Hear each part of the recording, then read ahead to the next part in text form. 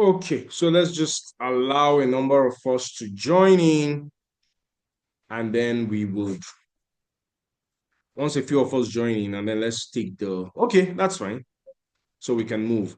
Let me go back to my slide. Please pay attention. I hope nobody joins and does not mute themselves. That's why I need to come back here when someone is not muted and they are talking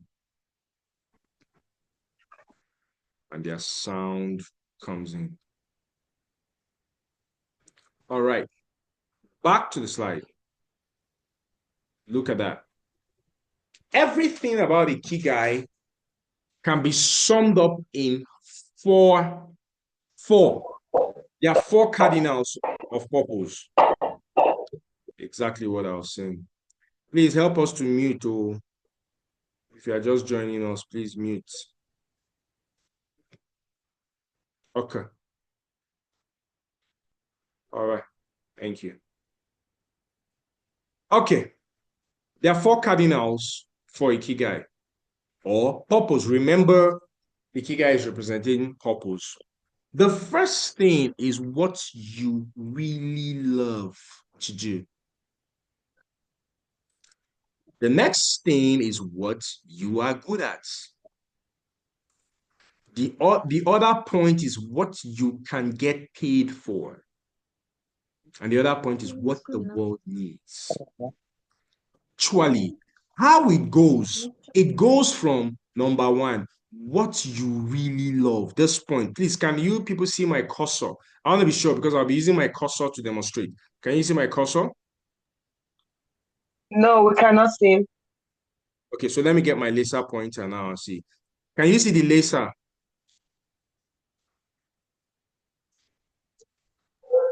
No. Can you see my slide? No, no, we can't even see the slides. Oh, Only sorry. I'm sorry, please. I didn't share my screen, sorry. Let me share my screen, sorry.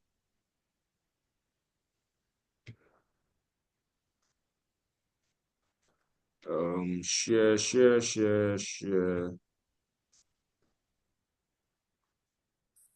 Can you see my screen now?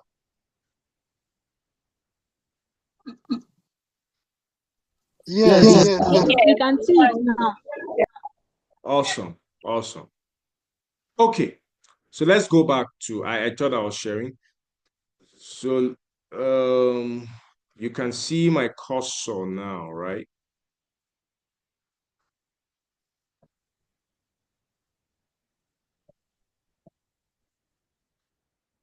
Okay, can you see a red light moving on the screen? Red lights. Yes. Great. Just follow that light. There are 4 points of Ikigai. There are 4 things that help you to identify or discover purpose. There are 4 of them. Pay attention. There are 4 points. Number 1 is what you really love. What you really love. So you see, love is coming here again. Number 2, what you are good at. You see, what you really love is talking about passion. Passion. And I'll come to all of that stuff, the inner points of Ikigai. These are the outer points of purpose. So let's start. Please don't try to read everything on the slide. Just follow me. If you read everything, if you're going ahead to read everything on the slide, you get confused. It can be confusing. Just follow me. What you really love. Number 2, what you are good at. Talents. That's why I started out from a place of talent, ability, and all that stuff. What you are good at. Number 3, what the world needs. Remember, purpose is about others, not you. What the world needs. And number 4, what you can get paid for. So essentially, purpose is still about wealth. Like purpose will still generate wealth for you. but it's the last thing. It's not the starting point. When you're living a life of purpose, getting paid is the last thing, not the first thing. So if you find out that you've set a goal, or your major reason for trying to do that thing you think is because you feel like, oh, I'll get paid here, or this job, I will get more money from this job, and all of that. Whilst those things are good, that is ambition, not vision, because vision is directly tied to purpose. Purpose does not care about money at the beginning.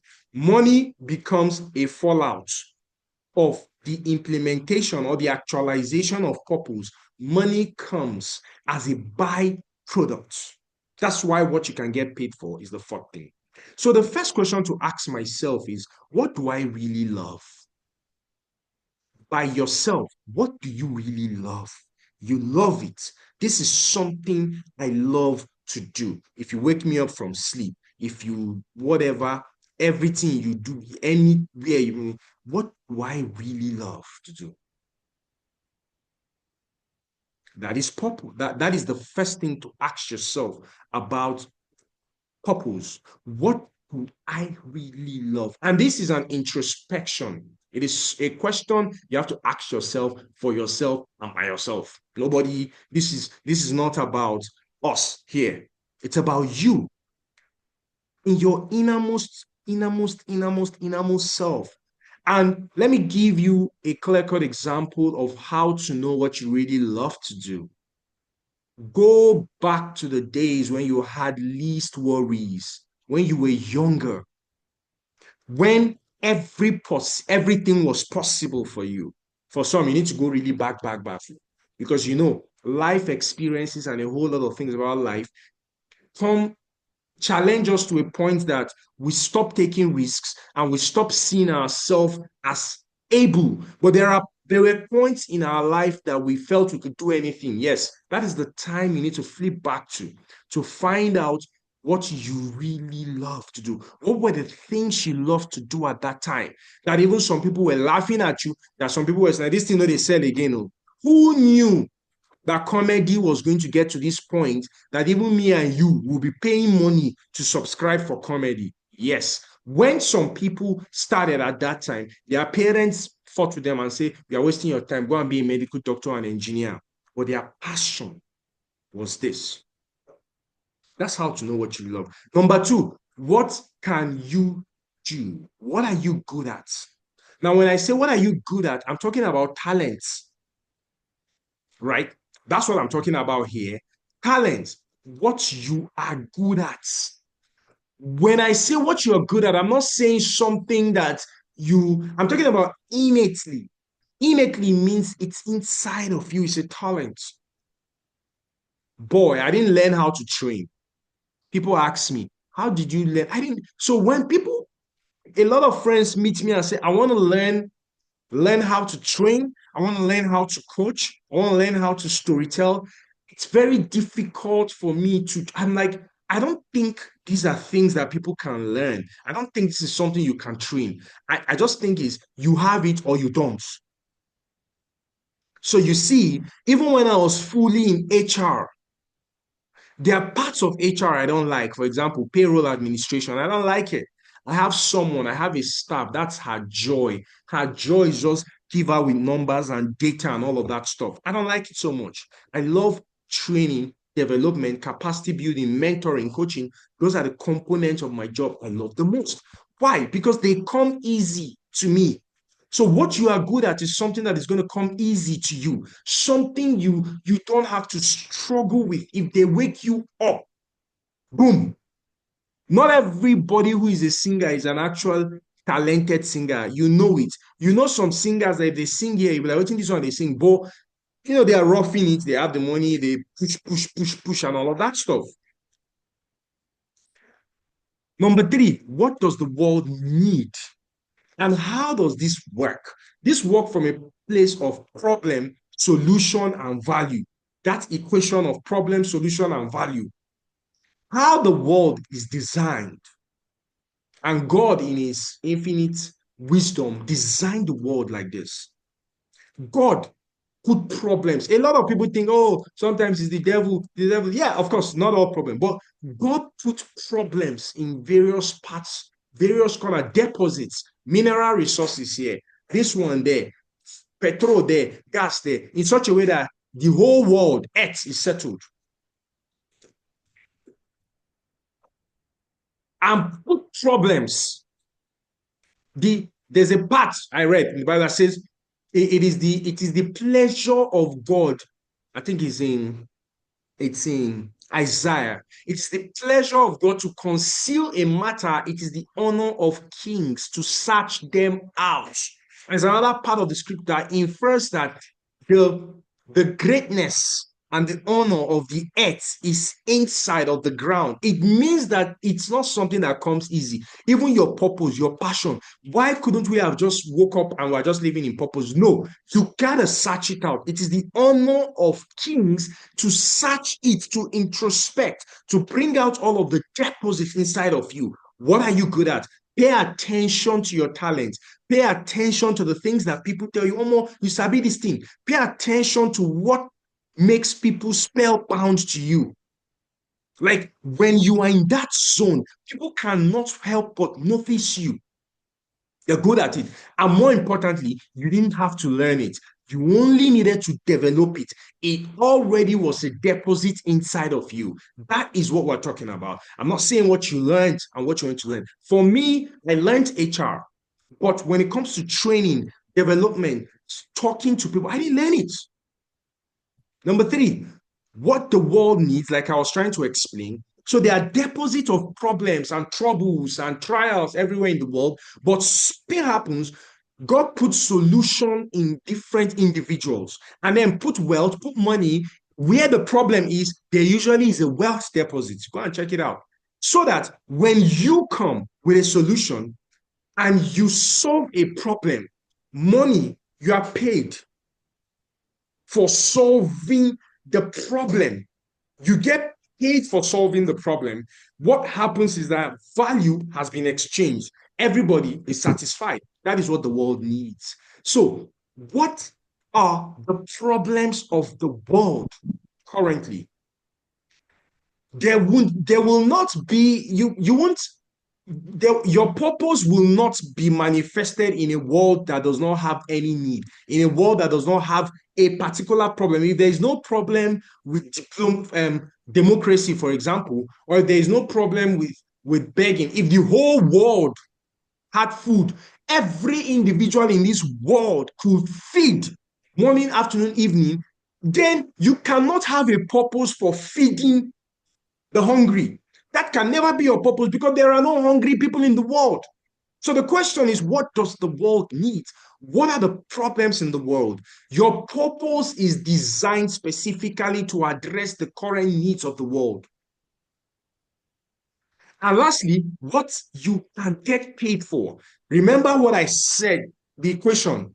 So I am not looking for a job in Shell because they pay more, even though that's the norm. I am looking for a job in Shell because I see something, I see a problem in Shell that is calling me because I have the solution to it. And in solving that problem in Shell, value will be created. So much so that when the board of directors of Shell say, wait, oh, we've been having this problem for the past 10, 15 years, and you came and you just solved it. No. You have to be a director in Shell. That is how people make wealth. As opposed to you then now becoming just one officer or one employee in Shell, but because you are in Shell with a different mindset, solving the needs of Shell, you get paid in wealth, not money, in wealth. Remember, wealth is that which is transferable, and wealth sometimes can be a legacy. It's not always about money. Wealth can be a legacy. Wealth can be a name that is transferred from generation to generation. That means your children will get to enjoy the benefit of the decisions you make today because those decisions are made from a place of purpose. to next generation that comes enjoys your legacy. That is what that paid there for is.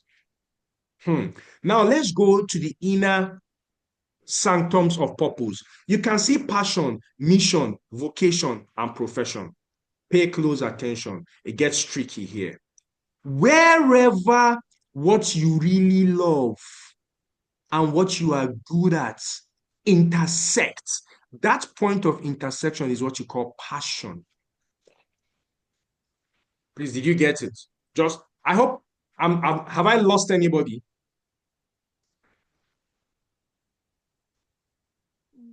No, we're following. The intersection of what you really love and what you are good at is called passion. Every time you see passion on display, it is from a place of the person loves to do that thing and they are good at it. So every time you join what somebody loves to do and what they are good at, they are simply exhibiting passion. Get it? They are simply exhibiting what? Passion. Every time someone is good at something, the intersect of what you are good at and what you can get paid for is called profession. That is a job.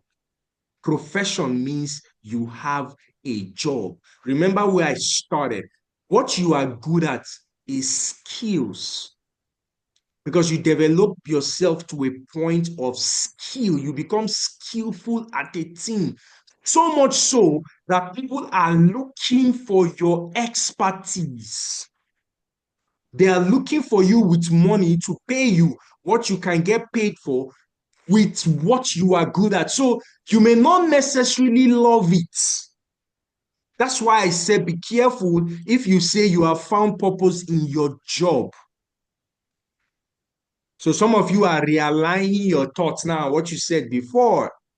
You can be good at something, extremely good at it, but it's still not your purpose.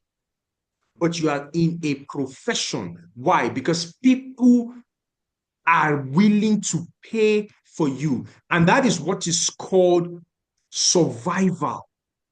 Because we all have to survive because you are in this world, you are living in this world, right? So living in this world, you gotta survive, and that's where your job comes from. So every time you're doing something that you're good at, for me, I'm good in HR, extremely good in HR. Some of you are good in finance. So while looking for you, hey, we find you on LinkedIn. We say, please come and work for us. We'll pay you 2 million. You say, no, I don't want 2 million. We say, okay, we increase it to 3-4 million. You are good at it. That's your profession. So it is something you profess. And that's why the highest level you can get to when it comes to all of this stuff is PhD, which says that you are professing that thing, you are a professor in that thing. That's where that thing comes from. You've known that thing so much so that there is nothing else to know. You profess it. That's where that came from. So what you are good at, the intersect between what you are good at and what you can get paid for is your profession. Now, now see the difference between profession and vocation. So remember, profession is a job. What the world needs and what you can get paid for is called a vocation. That's what you call work or what you call entrepreneurship. So you are not developing skills arbitrarily. You are developing your skills from a place of the problems you have identified in the world. So you've seen problems in the world, and then you say, okay, there is a need here. And then you capitalize to provide a solution to that need, and a byproduct of that process becomes wealth. You can be paid for it. That is called a vocation. And it's different from a profession. A profession is a job. You don't necessarily need to like it. The world does not necessarily need it, but You have done your own permutation and seen that, okay, in the next 10 years, this one, that one, I know you're doing it from a place of what you perceive, what you're good at, and where you can be paid for profession. However, what the world needs, example is Mark Zuckerberg and Facebook. Mark Zuckerberg never developed Facebook from a place of he wanted to make money. He wanted to put a simple way that he and his friends in Harvard were going to connect, where they'll be putting updates about their life because he didn't want them to just scatter and all. That was a need that he discovered, and then he created Facebook. Now, in creating Facebook, it turned out that the whole world actually needed Facebook, not just him and his friends in Harvard, which was what he created the page anyways for. And it was just a small, it wasn't even named Facebook. It was called one name. I've forgotten it before it changed to Facebook. It turned out that we all needed Facebook. And in the process of creating Facebook, he was paid vocation. Now, what you really love to do and what the world needs is what is called a mission. The intersect between what you love and what the world needs is called what? Your mission. And this, ladies and gentlemen, this curve right here is the curve that speaks to passion. Because what you really love to do is innate, is inside of you. It is the desire that will be created. It is what you wish you were doing. And that's why you can't shut some of us down. When we see bad governance, we hate injustice. Like we love to see people treated fairly. Sometimes those people can just be in. It's what they love and what the world needs. This intersect, ladies and gentlemen, is what we're talking about. This is where purpose lies. Here, where my cursor is moving. It lies in this. Let me add passion to it. Look at it. Here. What you're good at, talent. What you really love to do, passion. And what you really love to do will create your mission and what the world needs. Because what the world needs is the problems of the world. God is aware of it. So when God designs an individual, listen to what I want to say very carefully. When God designs an individual, he puts, of course, he knows what the problems are in the world. So he puts a desire that gravitates you towards that need. And he puts a talent that addresses that need. That is what creates your passion. That talent and desire creates your passion. And that is what gives you a sense of mission because you're driving towards this need. And this is put by God because he knows what the world needs per time. So the next baby that is being born, God is not putting a desire inside of them that has already been solved. He's not putting another Martin Luther King inside of them because America has been liberated. He's putting something else inside of them that America needs at this point in time, not another Martin Luther King. That's why you see people in 1-1. That's why it's one Michael Jackson. That's why it's one Michael Jordan. That's why it's one Martin Luther King, because they come solve the problem and the problem is solved. We don't need another Michael Jackson because that particular thing is solved. Oh, yeah, sorry. Moyo. Oh, please mute yourself, please. Please. I don't want to lose my thought line. Now, let's go to the innermost. Please, I don't know if anybody is lost, please. Is anybody lost? No, I'm with you. No. Okay. No. Great. Yeah. Now, let's go to the innermost sanctums. This innermost, this curves down. Right? What do this curve mean? This is the innermost. So you see, there are 3 levels: the outer, the inner, which is the professional mission, and then the innermost. So the innermost here is this. Every time the intersect between passion and mission, pay attention so that you will see why some people are frustrated. You have a passion. It's burning inside of you. And there is a mission. Yeah. what will happen to you is that you'll be delighted because of the passion and the desire. You'll be delighted and you'll be fulfilled in this life, but you'll be broke. You won't make money. Why? Because it is passion and mission that is intersecting. There is not, excuse me, there is nothing around profession, vocation that brings money to you here. So at this point, you will live a life fulfilled, just like Lazarus. Fulfilled. You'll be delighted. You'll be happy with the life you live. You'll be fulfilled, but you might be broke. Please mute. Please mute.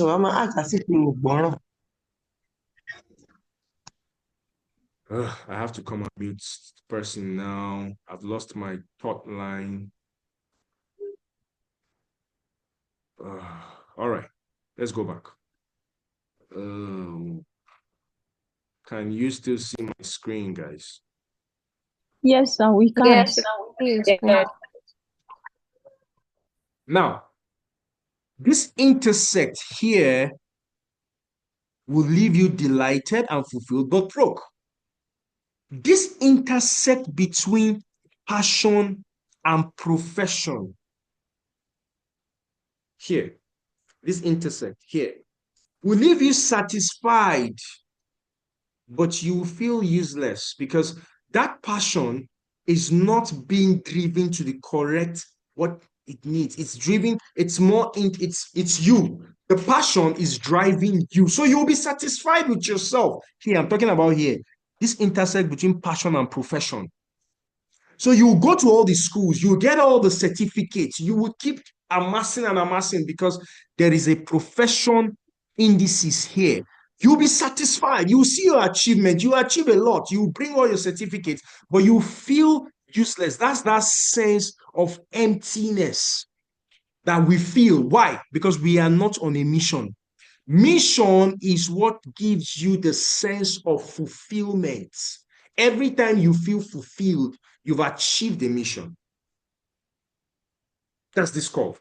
While this curve between profession and vocation, this is the worst place to be. You will here, this is the worst place to be. Professionally, you will be sound because this intersect is speaking to what you can get paid for only as in the inter. So it's profession, skills, and vocation. You'll be comfortable. You'll be rich if you can crack this code here. A profession and intersecting with a vocation. You will be comfortable in this life. You will have money. Trust me. You will have money, but you'll be feeling bored. You will achieve all the achievables. And that's why you see billionaires that commit suicide. Because this is job, this is work. However, it is not in the excess of what the world needs. And there is no mission here. There is no passion here. No passion. I mean, no passion here, no mission here, no what you love here, no what you are good at here. So, even though you have a little of what you are good at as a whole sum, somewhere here, know what you love, no passion, no mission. At this small green curve here, you'll be comfortable. You will have it all, but you'll be bored. You'll feel empty. Whilst at this intersect, where mission is intersecting with vocation, you will live a very purposeful life. You will be entertained, but there will be unfulfillment there. Why? Because the passion that is meant to drive it, know what you really love there. So you might be on that mission, but you don't really love it. You embarked on it because you saw it as something the world needs, but it is not your own problem to solve. Maybe this is Kate's problem, for example, to solve. Maybe it is Naomi's problem to solve, not my own problem to solve. But it's a problem either ways It is a problem, right? It's a world problem. It's a problem of the world, but it is not my own problem to solve.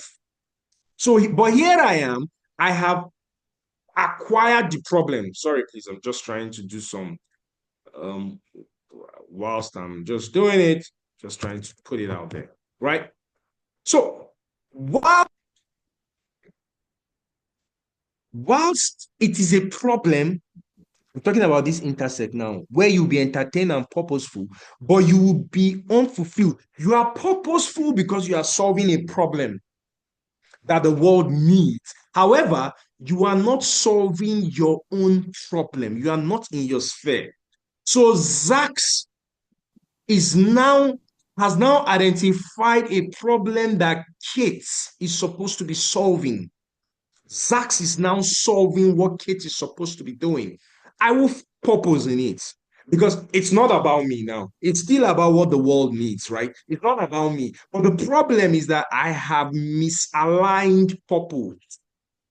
So I'll be purposeful, I'll be entertained, but I will not be fulfilled because my own assignment, remember I said next month, we will look at visioning. And when we're talking about visioning, we will look at assignments and what assignments mean. My own assignment, I have not done it well. That is what this intersect between mission and vocation is. If you are at this intersect, it is at this point, this middle point, that we say purpose has been discovered. Here.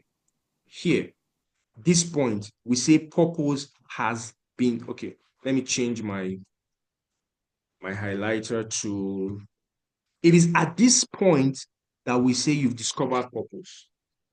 Because if you look at this point, it is a component of every single thing on the outer core, every single thing on the inner core, and everything in your innermost core here encompasses all of them.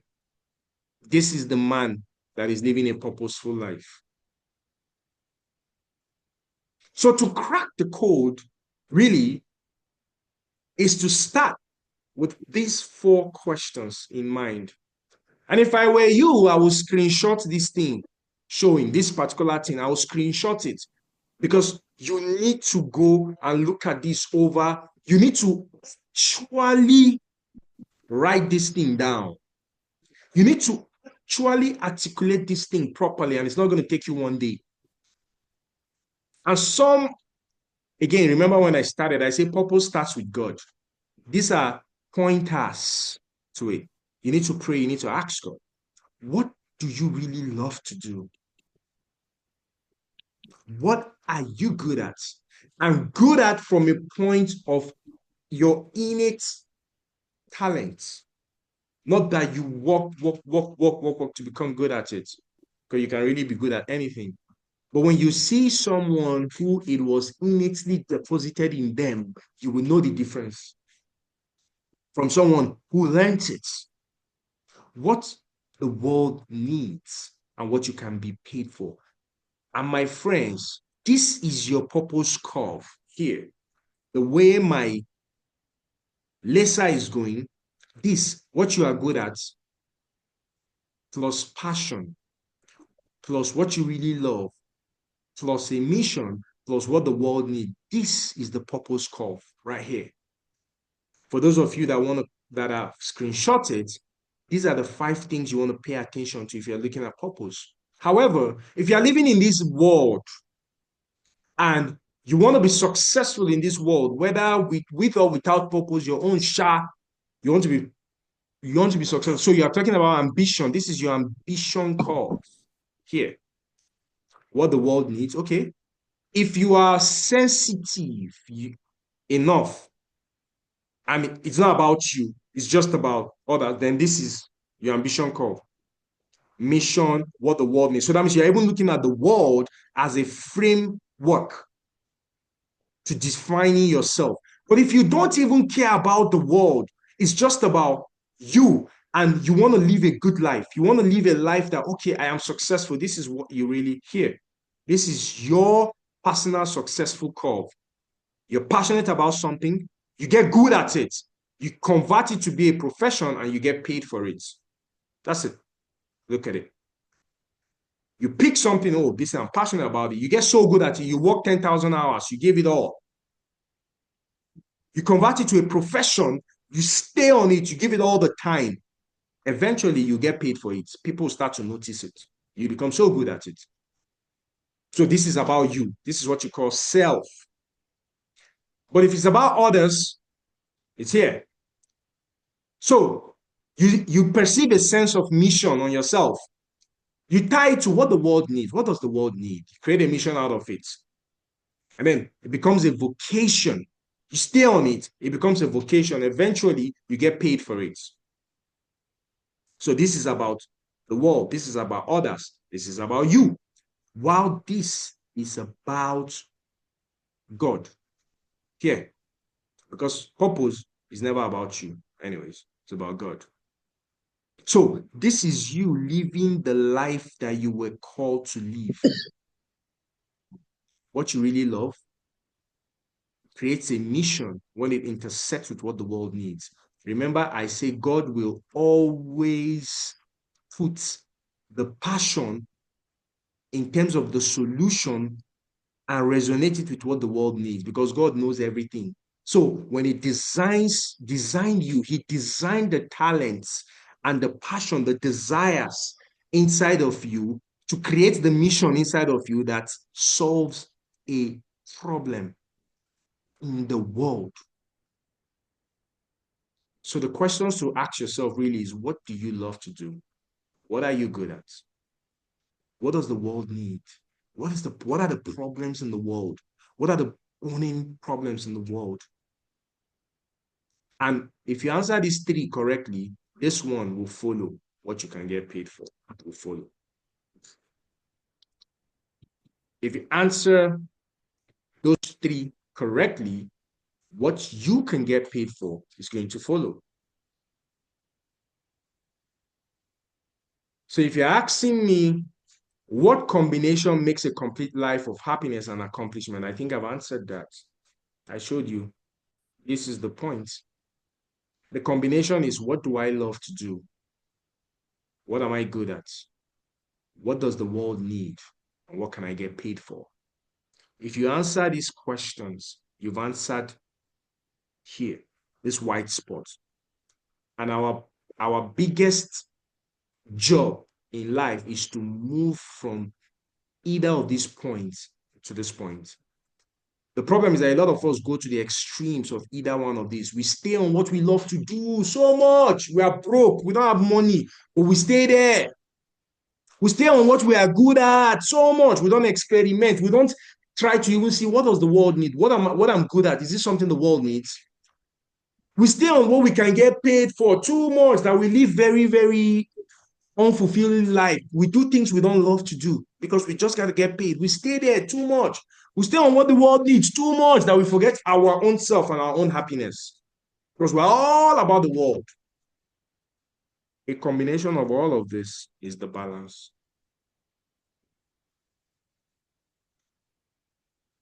Yeah. And that's it. That's it about purpose, really. That's it. I don't know if this made sense, because we're done actually.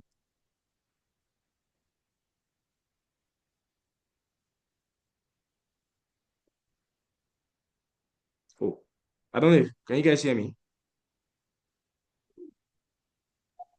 Yes, I can hear you. I hear you.